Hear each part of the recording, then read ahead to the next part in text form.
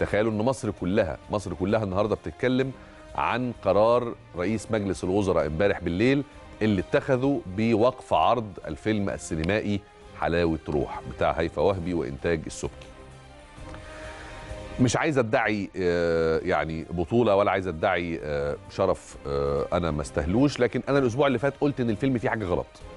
قلت إن الفيلم بوادره، وأنا حتى اللحظة دي بقول لكم أنا ما شفتش الفيلم، أنا شفت بس البرومو أو التنويه بتاع الفيلم، لكن شفت التنويه بتاع الفيلم وشفت ردود أفعال الناس اللي دخلوا الفيلم في السينمات، وشفت ردود أفعال الناس على المواقع الإلكترونية ومقالات النقاد الفنيين على الفيلم. فيعني قرون الاستشعار الإعلامية قالت لي إن الفيلم ده هيعمل مشكلة، لأنه الشعب المصري بيحب الحرية وبيحب التحرر وبيحب الانفتاح وبيحب الإبداع وبيحب الأفكار الجديدة، بس ما بيحبش اللي بيزودها سنة، ما بيحبش اللي بيدوس في السكة دي قوي، ما بيحبش إن وشه يحمر وهو قاعد جنب مراته وبناته لما يكون بيتفرج على عمل سينمائي حتى لو كان قمة الإبداع. وبالتالي امبارح رئيس مجلس الوزراء خد هذا القرار. النهارده الدنيا مقلوبة، وهقول لكم هنا بدون رأيي الشخصي، هقول لكم تقريبا تقييم للي حاصل. معظم القوى السياسية مرحبة بقرار رئيس مجلس الوزراء بوقف عرض الفيلم وإعادته تاني للرقابة على المصنفات الفنية. معظم الشباب والمنتديات الاجتماعية، فيسبوك وتويتر وباقي المنتديات والانستجرام وكل المنتديات اللي بيستعملها الشباب، تقريبا في حالة فرحة، خصوصا ان في ناس حتى على تويتر، في شباب على تويتر عاملين هاشتاج اسمه قول كلمة للسبكي، على اساس ان هم بيقولوا للسبكي احنا مش عايزين النوعية دي من الافلام، مش عايزين عري، مش عايزين ايحاءات، مش عايزين مش عارف ايه. فكل المواقع الاجتماعية والمنتديات كمان عاملة كده.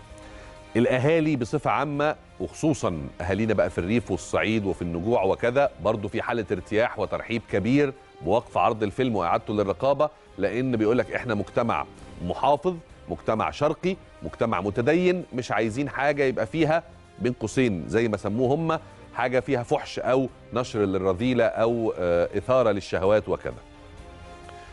فتقريبا كل الناس فرحانة بقرار ابراهيم محلب الا فئة واحدة، هي فئة السينمائيين والفنانين.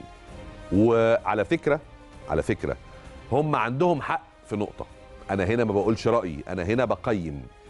هم عندهم حق في نقطة واحدة بس، وهي فكرة إنه المصادرة بصفة عامة أو القرار السياسي بصفة عامة عندما يتدخل في الفن يؤدي إلى تداعيات مش كويسة، وده حقيقي. القرار السياسي، ما هو قرار رئيس مجلس الوزراء ده قرار إداري سياسي، لما يتدخل في الفن يعمل تداعيات مش كويسة.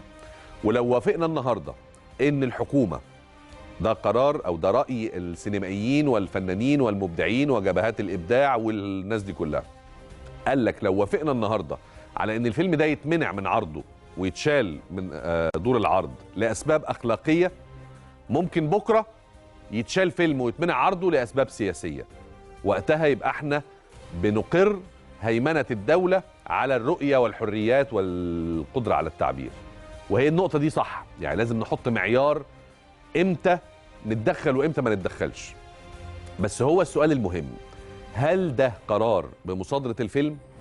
أنا رأيي الشخصي إنه لا، مش قرار بمصادرة الفيلم.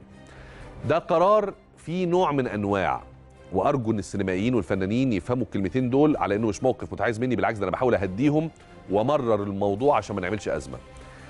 هذا القرار من قبل المهندس ابراهيم محلب رئيس مجلس الوزراء هو محاولة لإحداث نتيجتين. النتيجة الأولى هو استجابة من الحكومة لموجة من الرأي العام كانت متحفظة ضد الفيلم وشايفة إن فيه خدش للحياء العام وخدش للذوق العام.